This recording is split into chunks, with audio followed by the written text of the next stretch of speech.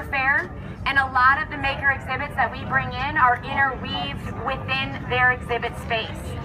Also in Zone 1 is something called the Nisai Village. This is a specially curated area. It's great if you're interested in education, where Nisai Hall of Science has picked out a couple of key science activities that they... Oh, Dale Dougherty's just joined us. Dale Dougherty is the founder, the star, the voice behind Maker Faire. Oh, sorry. You have a great voice. You have a great voice. Absolutely. How do you do this? Just speak? Okay. How many of you from New York Public Schools? Teachers? Awesome. So did you see me speak at the Tech Summit? Awesome. Yeah. Thank you for coming out. I'm so happy to have you here. We just finished a 5-hour set of sessions on bringing making into schools. I think some of you were there. We had the Chancellor here to kick it off, and you know, she wants to get even more involved, get more people here next year. She said she'd give you time off to do it, so that's pretty awesome. But you know, we're gonna start a tour here and walk you around. I'm gonna go for you about a little bit, and then my colleagues will take you on. But you know, this is the New York Hall of Science, and what really impresses me, or I'm really proud to be here, because in 1964, 1939, this is the site of the World's Fair, and we have the Unisphere from that period. And it really was 64 World's Fair was really historic. And it was really a way of thinking about the future. We tend to have large companies thinking about the future, like GE, Disney, and Westinghouse. And I think Maker Faire is in a legacy, but this wants to be a more democratic version of, this is like a People's World's Fair, where people just bring things that they make, and we get to look at them, and you know, some of that will be in our future, because they're doing stuff that we haven't all thought about yet. So we're gonna head down here, right? Yep. And did you introduce? No. Okay, come on, Kelly and Michelle run our Maker Camp program, and they also brought folks for school Maker Fairs. If you wanted to do a Maker Faire in your school, there's information how to do that. And we started Maker Camp and Maker Camp after school in October 5th. All right, that's great. So they'll, when my voice goes, they will have to take over. But let's get started, okay? Thanks for waiting, by the way. Yeah. Several stops. I said to my dad, You're learning physics. All right, here in Zone 2, we have lots of different things going on. Right when you come into Maker Faire, there are craft activities in this entire section here. So you can put your hands-on making and hands-on craft making. And in the back corner, Circus Warehouse is doing aerial acts, and just in front of them, there will be people teaching you everything about rigging, flying, and building, and actually letting people rig themselves up and how that works with physics. In the middle, we have maker spaces. How many people are lucky enough to have a maker space at their school? Or, oh, that's awesome. And how many people want to have a maker space at your school? Yeah, I do too. Yeah, so this whole section here is all about maker spaces in the middle, a variety of projects that they've brought. And on the far side is something we call the 3D Printer Village. And it's all about 3D printing. And so if you want to know anything about 3D printing, you can go to that section during the fair. And Dale's already spoken about Robot Resurrections, come all the way from Denver. It's built out of airplane parts. Yes. Well, because it came to our fair in Oakland. Yeah, so it did. It came all the way from there because it was there earlier this year. And then over here, it's all of Zone 2. We'll be moving on to Zone 3 here. This is the Maker Pavilion. And is there anybody in the fab 3D printing? 3D printing? Let's see if there's someone in 3D printing. Let's walk up this way and. Hi there. Can I get one of you to talk to tell us? These are school teachers from New York City. yeah, can I just grab one thing real quick and then I can talk to you? I'm sorry. Yeah. Sorry. Hi, I'm Dale. I'm Kat. Hi, Kat. Why don't you speak into there if you can, and just tell them what this project is and where you're from and everything. Sure. Hey, my name is Kat, and this is the Kaleidodome. It's a geodesic dome that's going to be covered in Louder if you can. It's going to be covered in 24 different kaleidoscopes, some of which will have LED panels at the end of them. Some of them are just mechanical elements at the end. And where are you guys from? Brooklyn. Brooklyn. Awesome. Thank you. Yay! So that's Kaleidodome, and they're still setting up, but I have a bunch of kaleidoscopes around it, and it was built in. The makers are from Brooklyn. Thank you, guys. Receiving ground stations. This is a free open source, open hardware design that anybody can download the parts, they can make the parts, they can build their own and join the network. What they do is then that ground station connects to our software online. We have a website that we can then command all of the ground stations around the world to track a satellite. Every week there are more CubeSats going up, universities are sending up more satellites. All of these satellites are sending data down on a continual basis, but there aren't enough ground stations listening. So we're looking to fix that by creating this network all around the world. So you could build one of these at a school? Yes, you could build one of these in a school, you can participate, and you could then go to the website and download all of the data that your own ground station contributes. And the satellite's coming over right now? 6 minutes. There are a couple of them right now. What's the rough cost of the setup? Like that, with a good frame, about 400. So, you know, the frame itself and the parts, there's a lot in the hardware and then the inside connectors there. We're using the cheap software-defined radio dongles that are really popular right now, about $20. And as long as you have access to a 3D printer, you can make the parts that are colored inside there, and everything else is just hardware. Could high school students build it? Yeah. If they have access to the printing and the parts, they can definitely do this. Okay, great. Thank you. We have cards if you're interested. Lots of cards right here, and yeah, take one. Thank you. Thank you very much. I'm Jason. Thank you. Great. What satellites do you track? A lot of CubeSats, so university satellites that go up, amateur radio satellites are the big focus right now. Although you could technically track just about anything up there that you have frequencies. And what's the goal of tracking? To provide that. Right. We've got Heidi and Bailey, is that right? Actually, it's Marissa. Okay, and Marissa Audrey. and Audrey. Okay. Friends of Heidi. Heidi quit, We sorry. hope. Otherwise, they're imposters. Tell us what you do here. Really shout. Okay. We make DIY musical Tesla coil kits. We have a tiny Tesla, which is a small, palm-sized Tesla coil kit, and a large 1 Tesla TS, which shoots sparks up to 20 inches long. Do you know what a Tesla coil is? Okay, good. That's a picture. If you don't know what it is. We can pass out brochures, take them. We're launching a Kickstarter next week for Okay. 3 new Tesla coils. All right. And how did this get started? It was started by 2 MIT students in 2012. Basically, they designed a kit. They launched it on Kickstarter. It went viral, and they just shut it down after 8 days because they were worried they weren't going to be able to fulfill all of the kits. Then they launched a second Kickstarter last summer, and for the 1 Tesla TS and the tiny Tesla, that raised over $30,000. We were very happy. Wow, that's a lot. That's a lot of Tesla coils. Okay, let's keep going. Thank you. Thank you very much. Someone has a bigger megaphone. I cannot talk Dale. I won't use it. I'll just talk anyways. No, use it. You're a lot of people. All right, use it. Okay, hi, I'm Matt Stoltz. I am the 3D printing and digital fabrication editor for Make.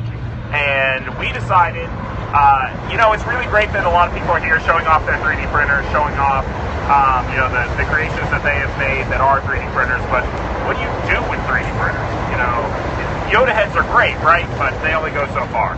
And especially for kids, these are such a tool, you guys, teachers. These are such a tool for teaching engineering. So let's get kids excited about engineering with 3D printing. So what do we have? We have the Mobo Paddle Battle.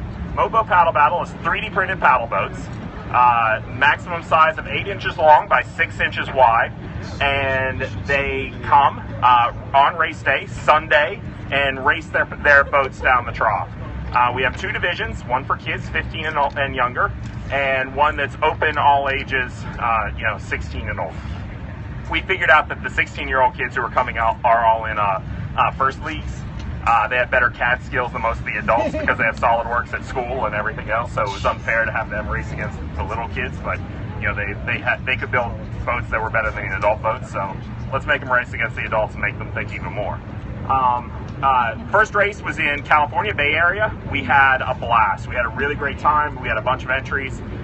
We had a homeschool kid come up to us and explain how his parents turned the entire motorboat into a science and engineering lesson for him. He showed us all the lesson plans and all the things he had worked through and of experimenting with different boat styles. We had kids who were a first team who, were going on to actually do real engineering and had a blast with it. But we also had a bunch of adults come out and make fools of themselves and have a lot of fun. And, it was a blast. So we knew we were going to continue it on.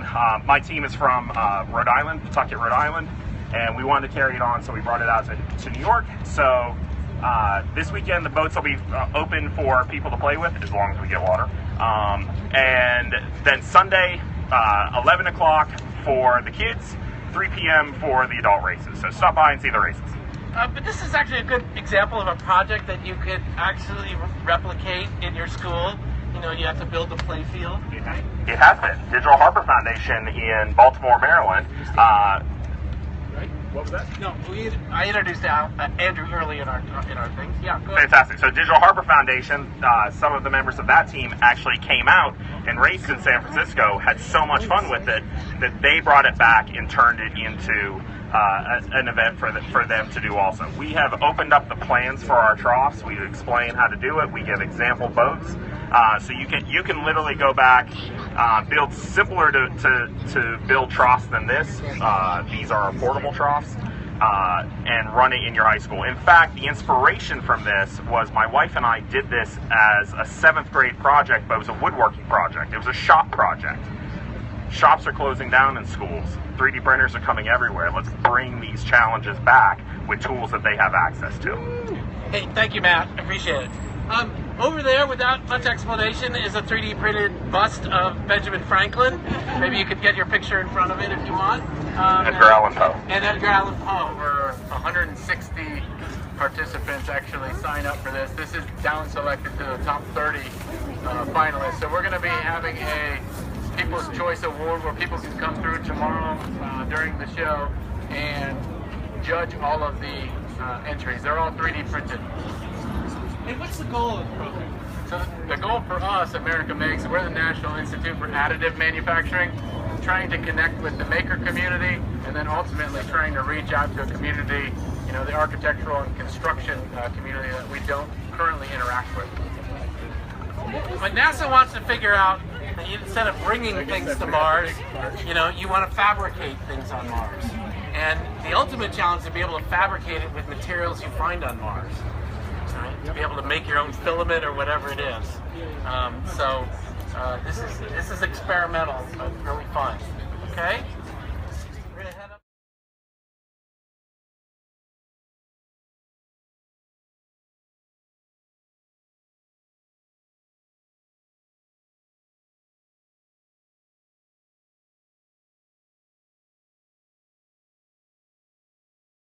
I want to thank you. This is, our makers are actually having their dinner tonight, paella dinner, and so that's why they're not in their tents, but they've come in and brought their stuff, and they'll set it up early in the morning, and they will, they'll all be here, and it'll be a big crowd tomorrow. I hope you can come back and bring your family, and I so much appreciate you coming out tonight. Thank you very much.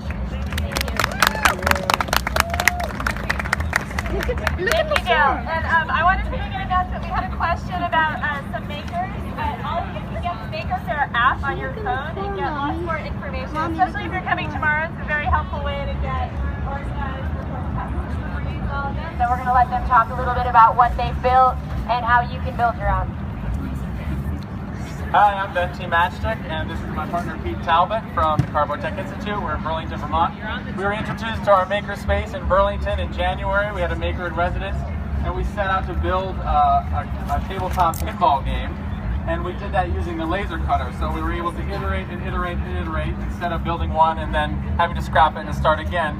We were able to finesse it until we finally had all these different pieces. It was all built flat, so it comes very flat. And you assemble it in about an hour. And what we plan to do with this is bring it around into schools and have different art and STEM curriculums together.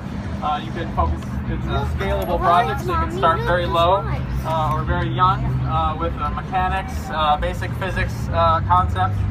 and then you can go into some higher concepts. So you can introduce Arduino or you know, a lot of these projects do have like sensors or motors or LED lights, but they won't really have a context. This gives them, they already have the language of games, and this is pre-video games, so they learn a little history about where their games come from, and they'll be able to trick out a little pinball machine that they can take home. So ideally, you'd have a classroom environment with these different chassis, and each chassis comes with interchangeable playboards. So each student would have their own playboard that they can customize whatever design that they want. So if you're into magnets, or if you're into, you know, Gilligan's Island, I don't know, maybe, or Ninjago, or Pokemon, or whatever, you can design your own playboard, and then you can go to your classroom, go back to your classroom, and each classroom would have these chassis. They lock together for battle mode, so that two students across each other could play each other, play their games against each other. So we're from Vermont. I've got cards here. If you're willing to grab some cards, we'd love to work in the city. We think it's a great project. It's very affordable for many schools. So thanks. Back over here, you see a very large white tent. Due to the amount of setup activity, we are not going to go into that tent tonight, but that tent is where all the young makers and education exhibits are. I mean, they're all over the fair, we all know that, but that's a special focus area for young makers and education. To the right, to the left of it, to just the left of it, there's a small area for rocketry. Maker Faire this weekend. This is the app that you should download that will help you navigate Maker Faire this weekend. You can see maps and find all of your favorite makers and exhibits to explore.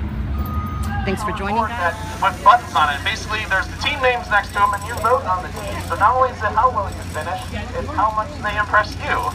And we're currently working on a school curriculum program. Over in the Pittsburgh pits, we are working on a fully autonomous Power Wheel.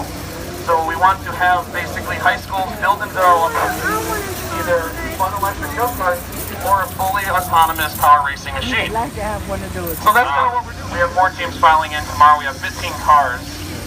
We race coast to coast. We start in San Francisco in May, and we are ending our season here in New York. There's actual point series. Like this isn't just a single race. There is a race over the weekend, and then we crown a champion. There are several cups that we give up. The Chat-Bait Cup is for safety chat. That's for the best overall finisher. We have the Tesla Cup for people who get overall finish and Moxie points, which I'll explain really briefly.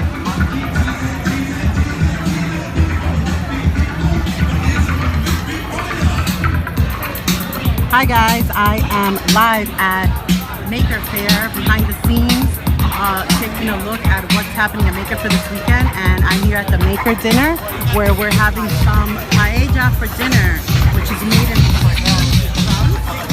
they're empty because everyone ate the paella already, but it's delicious, and I wanted to share it with all of you. So I'm here with the family and the kids. We're getting a behind look at all the fun at Maker Faire this weekend. Jaden's having a great time. He's dancing. You want to see my dance? I'll be right back.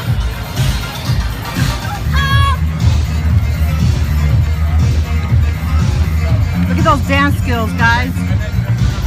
Well, Maker Faire is lots of fun, and if you have Maker Faire coming to your city, you should check them out.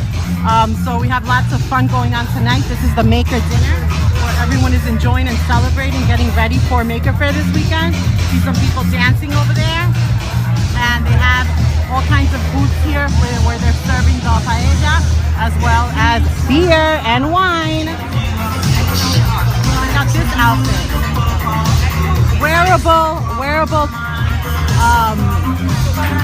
Wearable, I guess this is LED lights.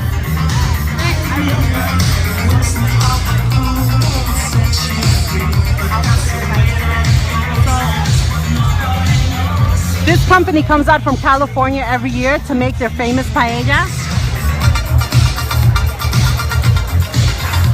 So if anyone watching from California, maybe you recognize this company.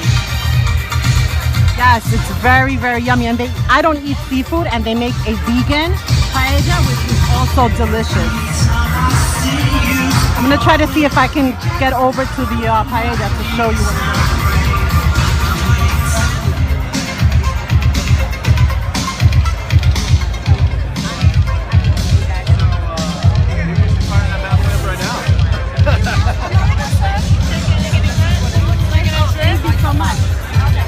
cook it in these big pots here.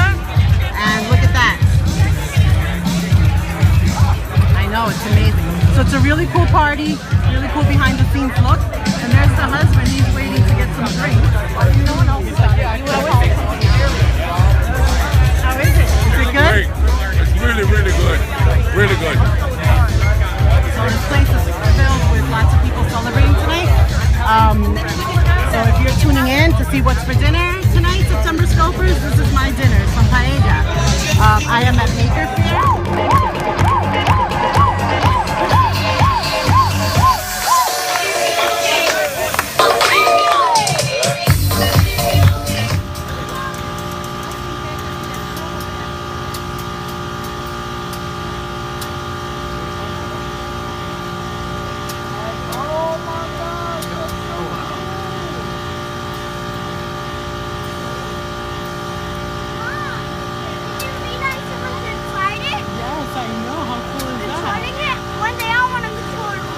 One day you're gonna control a robot like that.